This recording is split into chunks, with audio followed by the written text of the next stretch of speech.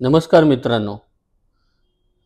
गेले काही दिवस म्हणजे गेले काही आठवडे आम्हाला आमचे एपिसोड किंवा व्हिडिओज आमच्या या यूट्यूब चॅनलवर टाकता आले नाहीत.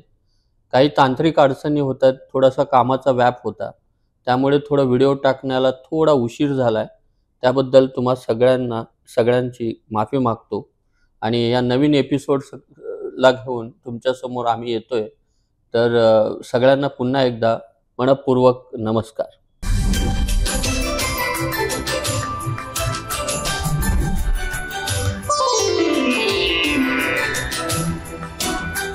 तर सर, आत्तापर्यंत लेखक, चांगले वैद्यकीय चिकित्सक आणि त्याचबरोबर खोडकर श्याम असे अनेक पैलू आपल्या गप्पांच्या मार्फत आम्हाला कळले. पण संपादक तुम्ही खूप चांगले संपादक होते आणि या तुमच्या संपादकतेच्या कारकिर्दीत तुम्ही आरोग्ययात्री नावाचा एक विशेषांक काढला होता, दिवाळी विशेषांक. त्या आरोग्ययात्री दिवाळी विशेषांकाचा मीही एक त्या टीम मधला एक सदस्य होता. आरोग्ययात्रीमध्ये काम करताना आम्हाला खूप मजा आली. ते दिवसच वेगळे होते. तर थोडा आरोग्ययात्रीविषयी आम्हाला जाणून घ्यायचं आहे की काय तो प्रवास होता किंवा काय ती आरोग्ययात्रीचा उद्देश काय होता? हे नाव सर्वानुमते ठरलं आणि संपादकाची माळ दुसरा कोण नाही म्हणून माझ्या गळ्यात घातली गेली. त्याच्यासाठी अभ्यास आवश्यक असतो, त्याची मांडणी आवश्यक असते आणि याच्यामध्ये ना 3 पिढ्यांमधले लोक काम करत होते. एक आमचे गुरु म्हणजे नितीन कामत सर, प्रभू सर वगैरे ही सगळी मंडळी. त्याच्यानंतर मी शैलेश वगैरे हे की आम्ही विद्यार्थीतून शिकवायला सुरुवात केली होती. त्यामुळे ज्युनियर मुलांचे गुरु म्हणून आमच्याकडे बघितलं जायचं. त्याच्यामुळे ती दुसरी पिढी आणि तिसरी पिढी जी होती ही शिकत होती किंवा जस्ट पास झालेली होती, म्हणजे आमच्यासारखी, तुमच्यासारखी. 2001 ला सगळे बाहेर पडले त्या ह्याच्यामध्ये. आणि मग असं ठरलं की लोकांपर्यंत हे ज्ञान जे आहे हे पोचायला पाहिजे. आणि ते कसं पोचायचं, तर पूर्वीचं म्हणजे आपण जर बघितलं की दिवाळी अंक, तो दिवाळी अंक म्हणजे मिसळ असायची.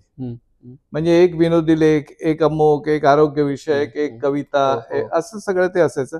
असं काही करायचं नव्हतं. तो फक्त आयुर्वेदाचे विषय घेऊन त्याच्या भोवती तो, मला वाटतं हा पहिलाच प्रयोग असेल. अच्छा, हो. की अशा पद्धतीने एकच म्हणजे विषय, एक मध्यवर्ती कल्पना, मध्यवर्ती कल्पना एक घ्यायची आणि आरोग्याशी निगडीत आणि मग त्याचं जे आहे ह्याचे लेख तयार करणं किंवा त्याचे वेगवेगळे विभाग तयार करणं, त्याला टायटल्स देणं, हे सगळं माझ्याकडे आलं. जबाबदारी.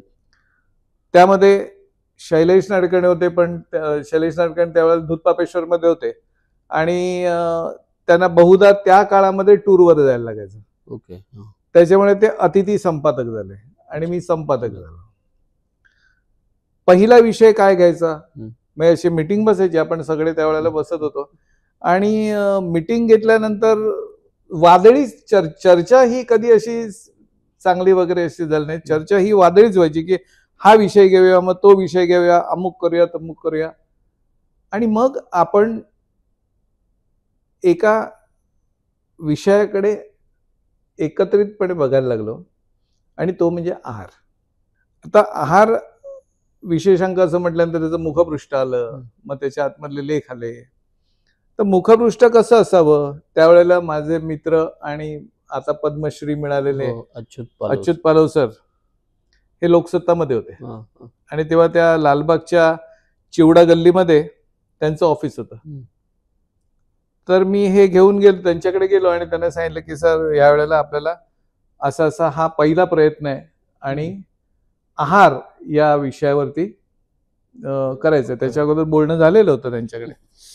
तर आहार विशेषांक आपण करणार आहोत. तर त्यावेळेला मला अजून आठवतं, ते चित्र माझ्या डोळ्यासमोर आहे की समोर नायगावकर साहेब बसले होते, कवी अशोक नायगावकर, आणि या बाजूला सर होते, मी होतो आणि माझ्या बाजूला निलेश जाधव, जो एक उत्कृष्ट व्यंगचित्रकार म्हणून ज्याचं नाव आहे, तो बसलेला होता, तसा गोबऱ्या गालाचा आणि अतिशय शांत. तेव्हा मला पालव सरांनी सांगितलं की हा आहे ना, हं. हा निलेश जाधव. त्याचा हात खूप छान आहे. हं. मी त्याला संकल्पना सांगितली आहे काय आहे हं, ते. हं. तो तुला 1-2 दिवसामध्ये मुखपृष्ठ बनवून देईल. जुजबी निलेश बरोबर बोलणं झालं. हं. मुळात तो अबोल. हं, हं. आता आमचे चांगले झाल्यामुळे आम्ही खूप बोलतो, छान मजा करतो एकमेकांची. पण त्यावेळेला ते एक दडपण होतं, की त्यांच्या सरांचा मित्र बरोबर. म्हणजे एक दडपण होतं तसं. आणि मग त्यांनी आहारामध्ये असलेल्या सगळ्या गोष्टी ज्या आहेत हं, या हं. त्यांनी एका छान ह्याच्यावरती प्लेटमध्ये अशा प्लेट. ठेवल्या.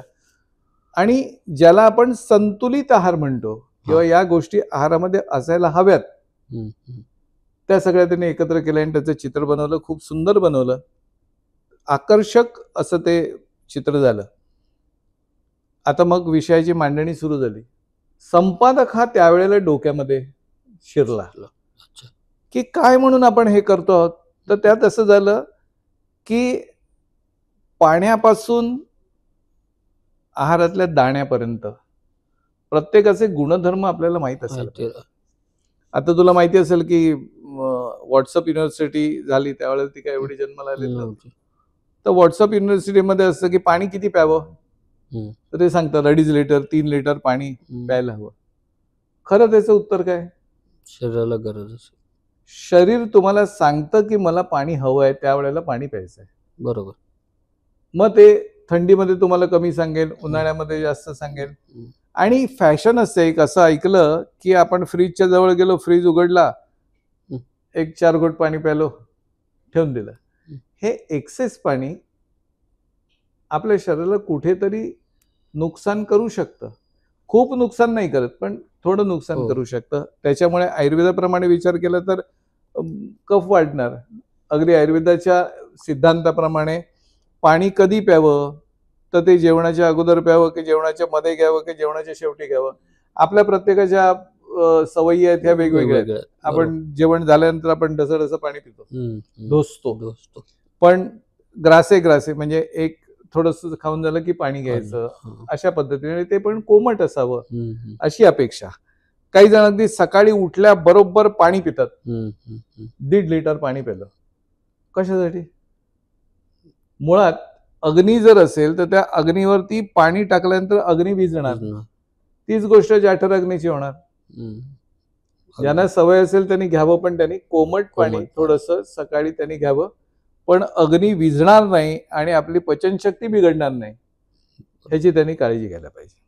मग विषय असे आले, की काय काय आपण त्याच्यामध्ये घ्यायचं? तर आपण भाज्या कोणत्या असाव्यात? हं. आणि ह्या प्रत्येक भाजीचे काही विशिष्ट गुणधर्म आहेत. अच्छा. म्हणजे पडवळाची भाजी जी आहे ही सदापथ्यकर म्हणून सांगितली, हं, जी हं. आपल्या सगळ्यांना आवडत हो. नाही. कळलं की नाही? तर ती सदापथ्यकर आहे. भोपळा कसा आहे? भोपळ्याचे हां. वेल. आणि वनस्पतींची जी अंग आहेत, हं. त्या अंगाप्रमाणे त्याचे गुण बदलतात. म्हणजे भोपळा, हं. भोपळ्याचा वेल, भोपळ्याच्या बिया याचे गुणधर्म वेगवेगळे. वेगवेगळे असणार. आता हे सगळं लोकांना उलगडून सांगायचं होतं. आणि मग त्याचे भाग केले, की बरं हे असं असेल तर आपण भात कोणता घ्यावा? हल्ली सगळ्यांनाच हल्ली एक पडलं. हो, हल्ली एक हो, हल्ली एक हो. फॅशन येते तसं, की आम्ही बासमती वापरतो. हां. आम्ही योगा करतो, आम्ही बासमती वापरतो, असं एक स्वतःचं फॅड तयार झालेलं असतं. तर बासमती हा तांदूळ तयार व्हायला बराच काळ लागतो. हं. जेवढा काळ जास्त, पिकायला जास्त, तेवढा तो पचायला जड. जड. अच्छा. म्हणून मधुमेह असलेल्या माणसांनी बासमती घेऊ नये. हं. मग त्यातल्या त्यात काय, तर त्याला आपण गावी हळवं भात म्हणतो, हं, हं. की जे लवकर तयार होतं. मग त्याच्यात साठेसळी आली. हल्ली कोण साठेसळी लावत बरोबर. नाही.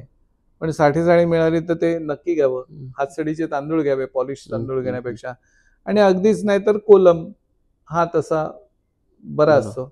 काही भात तुम्ही बघितलं तर तो चिकट असतो असा. हं, हं. आणि तो चिकट भात हा हं. तुमच्या शरीरामधला कफ जो आहे हा कफ वाढवणारा असतो. भाकऱ्यांमध्ये आपण विचार केला तर तांदळाची भाकरी जी आहे हं. ही थोडी कफवर्धक आहे, कारण त्याच्यामध्ये तांदूळ आहे. तांदूळ. बाकीचे आपण ज्वारी, नाचणी, बाजरी ह्याचं सगळं घेतलं तर त्याच्यामध्ये आताच्या आधुनिक शास्त्राप्रमाणे त्याच्यामध्ये काय आहे, लोह आहे, अमुक आहे, तमुक आहे, हे सगळं त्याच्यात सांगितलेलं असतं. पण ती भाकरी, ज्वारीची भाकरी, बाजरीची भाकरी, नाचणीची भाकरी याचं कोणत्या ऋतूमध्ये कोणती घ्यावी याचेही काही निर्देश दिलेले आहेत. बरोबर. आता उदाहरणार्थ आणखीन एक तुला सांगतो की बऱ्याच जणांना अशी सवय असते की आम्हाला दही रोज लागतं. हा, हे मोस्टली जसं सगळ्या याचं- लोकांना, हा, बहुतेक लोक खातात रोज खातात. ते. म्हणजे असं आणि आधुनिक शास्त्राचं आणि हा. याच्यामध्ये थोडी मतमतांतर आहेत हा, की ते खायला हवं असं त्यांचं त्यांच्या म्हणणं असतं. म्हणण्यानुसार त्या गटसाठी चांगलं. त्याच्यासाठी ते चांगलं असतं म्हणून. पण ते जे आहे हे कधी खावं आणि कधी खाऊ नये याचेही काही नियम आहेत. म्हणजे दही गरम करून खाऊ नये, जे आता आपल्याला कुठेतरी वेगवेगळ्या त्या रेसिपी Dishes शो मध्ये मध्ये, असं हा, दिसतं की ते केलं मग त्याच्यामध्ये दही टाकलं, मग ढवळलं, अमुक अमुक केलं. दही रोज खाऊ नये आणि दही रात्रीचं खाऊ नये. हे त्याचे 3 नियम तर ढोबळ पाळणे आहेत. कोणतीही गोष्ट ही वाईट नाही, फक्त आपण ती कशी वापरतो यावर अवलंबून. बऱ्याच लोकांचे गैरसमज असतात की दूध आम्ही घेत नाही कारण का दूध घेतलं की आम्हाला कफ होतो. ठीक आहे, कफ होत असेल तर तुम्ही त्याच्यामध्ये हळद टाका आणि घ्या. बरोबर. तुमचं जे तुम्हाला हवं आहे ते तुम्हाला मिळतं. बऱ्याच जणांचे गैरसमज असे असतात की ताक आणि दही हे थंड आहेत. हो, मोस्टली दह्याच्या बाबतीत होतं. दही थंड समजूनच बरेच जण खातात. त्याचं जर बघितलं तर उष्णवीर्यो हिमस्पर्शः, म्हणजे पोटामध्ये गेल्यानंतर ते उष्ण होतं, परंतु इथून जाताना ते थंड लागतं. तो त्याचा स्पर्श थंड आहे. एक्झॅक्टली. म्हणून ताक, दही हे उष्ण आहेत. दूध, तूप, लोणी हे शीत आहेत. बघा आपली रचना कशी आहे आहाराची, ती शरीरावर होणारा परिणाम तोही तसाच असतो. आता तूप जे आहे हे तुमचं अग्नी वाढवेल, तुमचं ओज वाढवेल. मग बरेच जण म्हणतात ना की दीपक कसा टकटकीत दिसतो. तर किंवा आपल्याकडे ते म्हण पण आहे की तूप खा आणि रूप लगेच वाढायला पाहिजे, अशा पद्धतीने. पण ते असायला हवं आहारामध्ये. प्रत्येक गोष्ट ही काही नियम लक्षामध्ये ठेवून केलेली आहे. उदाहरणार्थ तुला सांगतो की तुम्हाला मोहरी जर घालायची असेल फोडणीला तर ती तुम्ही तेलात घालता. पण तुम्हाला हिंग टाकायचं असेल तर तो तुम्ही तुपात टाकता. कारण काय? कारण हिंग जो आहे हा उष्ण आहे, हा निर्यास आहे आणि त्याची शुद्धी तुपामध्ये सांगितली. अच्छा. म्हणजे त्याचे जे दुर्गुण आहेत हे दुर्गुण काढण्यासाठी म्हणून आपण तो हिंग जो आहे हा त्याच्यामध्ये. जेवणाच्या पंक्तीमध्ये सुद्धा बघा की वाढण्याची जी प्रकार आहे तो असा विशिष्ट प्रकाराने येतं. आणि तिथे आताच्या याच्याप्रमाणे गोड पदार्थ हे म्हणजे स्वीट डिश जी जेवणाच्या नाहीये. पहिल्यांदा आपण मधुर जे काय आहे, गोड जे आहे हे घ्यायला पाहिजे. म्हणजे पोटामध्ये झालेला वातप्रकोप जो असतो हा वातप्रकोप कमी होतो. मग जसं आपल्याला वाढलेलं असतं त्या पद्धतीने भाज्या, कोशिंबीर, लोणचं. मी अनेक लोक बघितलेत की ते चपातीला लोणचं असं फासतात, बटर लावलं आणि ते घेतात. विशेषतः आमची ही मुलं आहेत ना, ही चपाती आणि लोणचं खातात. अरे पण त्यांना देतो कोण? ते खूप रागावले, ओरडले, काही जरी केलं. आताचे पालक जरा थोडेसे असे भाजीसारखे झालेत, पालकाच्या नरम. आमच्या वेळेला काही सांगण्याचं, जे समोर वाढलेलं आहे हे स्पष्टपणे खायचं. आणि लोणचं ही गोष्ट जी आहे ही गंधासारखी, म्हणजे गंध जसं आपण लावतो तसं लोणचं हे जिभेला लावायचं असतं.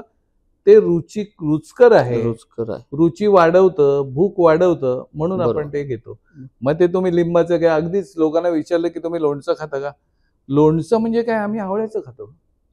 अरे पण शेवटी ते जास्त, त्याच्यामध्ये मीठ जास्त आहे, त्याच्यामध्ये तेल जास्त आहे, त्याच्यामध्ये आंबटपणा जास्त आहे. पण ते, आणि उपवासाला का खातात लोणचं, अच्छा. ह्याचं उत्तर मला अजून मिळालेलं नाही. आपण जेवणाच्या पंक्तीमध्ये बसतो त्यावेळेला आपल्याला दिसतं की जेवणाचं ताट वाढलेलं आहे. जेव्हा बसायची आता आता आपण असे ते वाईट शब्द आहे तो, अन्नवाडा असं म्हणत आपण थाळी घेऊन फिरतो आणि मग त्याच्यातलं बुफे सिस्टीम जी आहे ती आपल्याला चांगली गोष्ट आहे की त्याच्यामध्ये टाकलं जात. परंतु ज्या वेळेला पंगत बसायची त्यावेळेला सगळे लोक असे समोरासमोर बसलेले असायचे. एक खेळीमेळीचं वातावरण असायचं त्याच्यामध्ये. सगळं वाढत यायचे, भात वाढला जायचा, त्याच्यावरती तूप वाढलं जायचं, मग वरण घातलं जायचं भातावरती, त्याच्यावरती तूप घातलं जायचं आणि हर हर महादेव म्हणत त्या पंक्तीला सुरुवात व्हायची. असा कधी प्रश्न डोक्यात आला का की ताकभात आहे तेव्हा त्याच्यावरती तूप घातलंय, मग आपण वरणावरतीच का घालतो? याचं कारण असं की तुरीची डाळ ही वात आणि पित्त प्रकोपक आहे, पचायला जड आहे. त्याच्याबरोबर आपल्याला जर द्यायचं असेल तर आपल्याला तूप द्यायला पाहिजे, पित्त शमनाचं. किंवा तुमचं तुम्ही भाकरी केलीत तर त्याच्याबरोबर चटणी असते, किंवा तुम्ही थालीपीठ केलं तर त्याच्याबरोबर लोणी असते. ह्या सगळ्या कॉम्बिनेशनचा विचार करा ना कसं आहे ते. म्हणजे त्या पदार्थाचा जो दुर्गुण असं म्हणणार नाही मी, परंतु त्याचा विपरीत परिणाम जर होणार असेल तर त्याच्याबरोबर काय घ्यायचं हे सांगितलं. आता बघ, शास्त्रीय गोष्टींचा आणि पौराणिक गोष्टींचा कसा विषय असतो बघ, की दही जे आहे हे दही अभिषंधी आहे, म्हणजे ते थांबवून ठेवतो. म्हणजे एखाद्या माणसाला लूज मोशन्स होत असतील तर त्याला दही दिलं जातं, दही साखर, की ज्याच्याने अभिषंद तयार होतो आणि त्याला मलप्रवृत्ती जास्त वेळा होत. गणपती ज्या वेळेला आपल्या घरातून बाहेर जातात त्यावेळेला हातावरती दही साखर ठेवण्याची पद्धत आहे. परीक्षेला चाललंय, दही साखर ठेवण्याची पद्धत आहे का? मध्येच त्याला 2 नंबरचं हे येऊ नये, हा त्याच्या मागचा उद्देश असतो खरं सांगायचं तर. पण आता ती प्रथा झाली. मग प्रत्येक घरातला माणूस येणार, त्याला चमचा बघणार, त्याचा एवढ्याची काय आवश्यकता नाहीये ना. बाहेर जाताना त्याला वाटेत त्रास होऊ नये यासाठी म्हणून केलेलं असतं.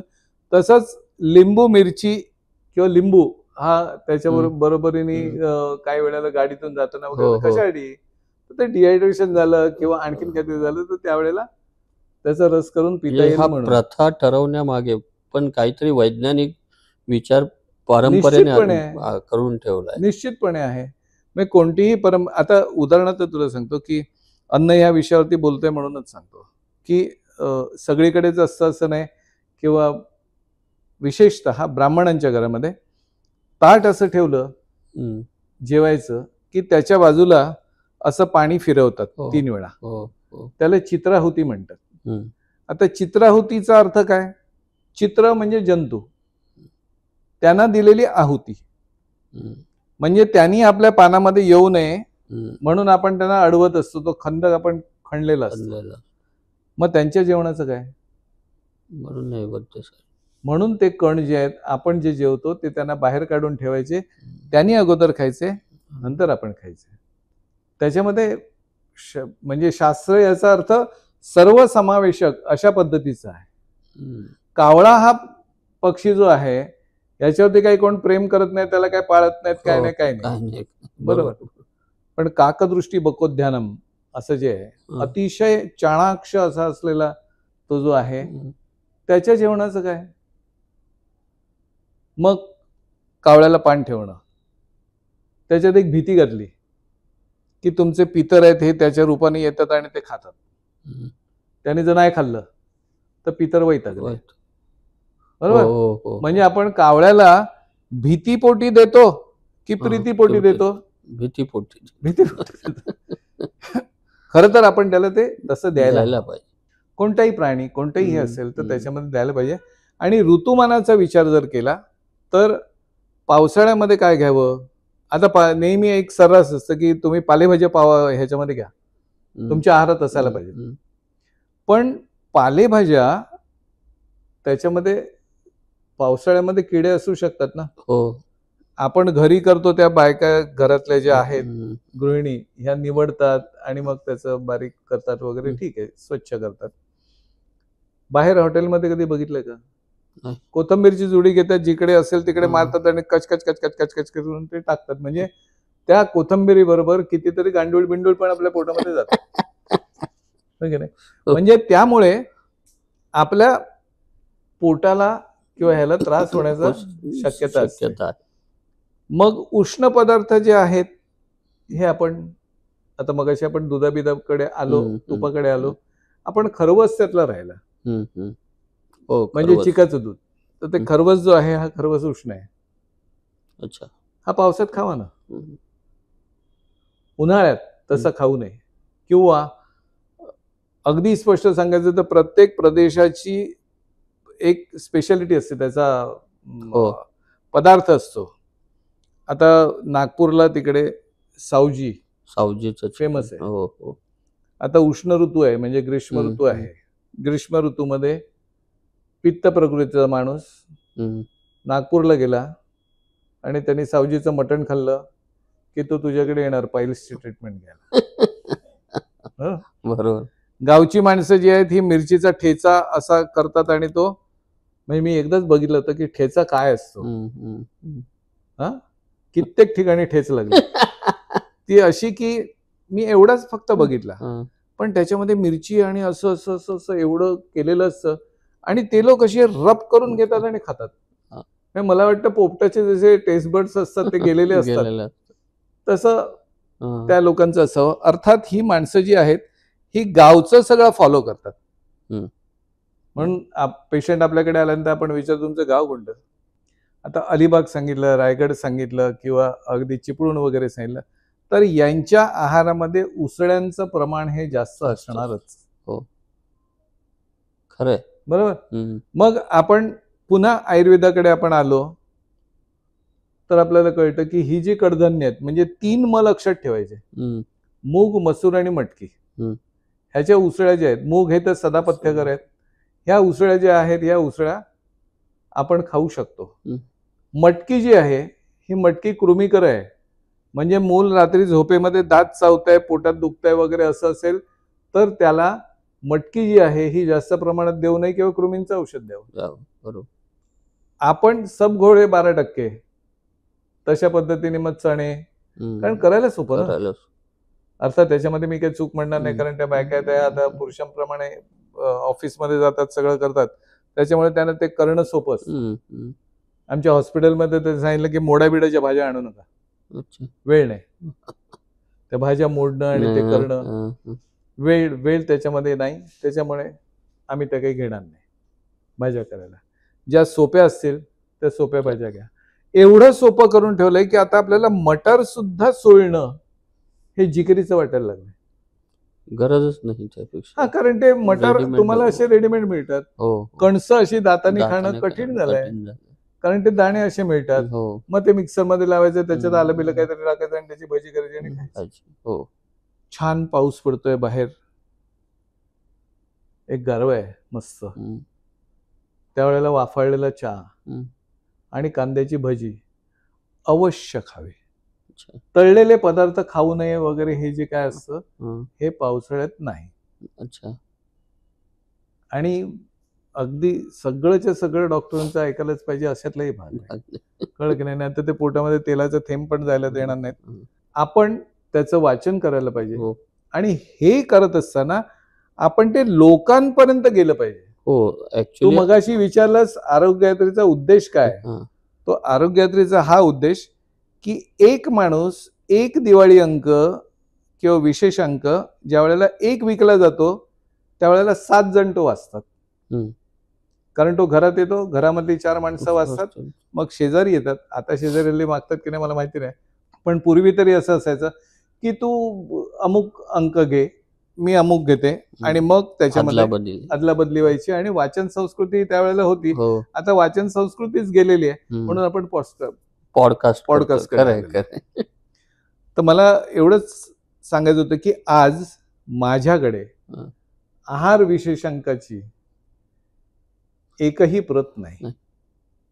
ज्या होत्या त्या सगळ्या गेल्या आणि विचार होता असा की हे जे सगळं आहे हे पुन्हा युट्यूबवरती टाकावं हो सर, आणि नक्की. ते सगळ्या लोकांपर्यंत ते पोहोचलं पोचावं. पाहिजे. आणि आज आरोग्याचा प्रश्न लोकांना भेडसावतोय. लोकांना आरोग्यविषयक योग्य मार्गदर्शन करणं हे आपलं कर्तव्य आहे. हो. ॲज अ डॉक्टर म्हणून माझ्याही मनामध्ये जेव्हा आपण हे पॉडकास्ट चालू केलं, तेव्हा लोकांकडून खरं तर तीच अपेक्षा होती.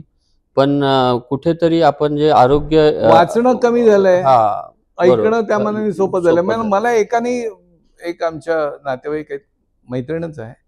तिने सांगितलं, "अरे तू हे 15 मिनिटाचं वगैरे करतो, एवढा वेळ नसतो रे, काहीतरी रील्स वगैरे बनव." आता ह्या आहारावरती मी काय रील बनवू?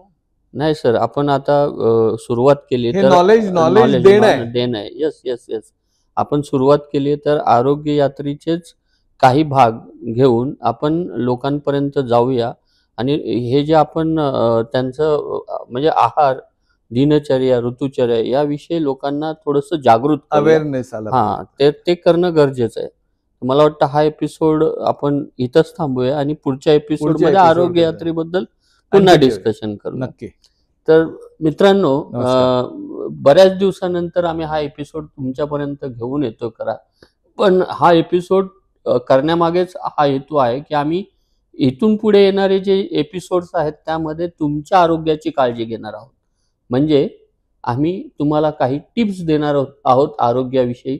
काय खायचं, कसं राहायचं, काय खाल्ल्याने काय होऊ शकतं, किंवा साध्या-साध्या गोष्टी असतात ज्या आम्ही आरोग्य यात्री या विशेषांकामध्ये प्रकाशित केलेल्या आहेत, किंवा बरेच माहिती त्या आरोग्य यात्रे या विशेषांकामध्ये तुम्ही वाचली तर तुम्हाला ते मिळू शकते.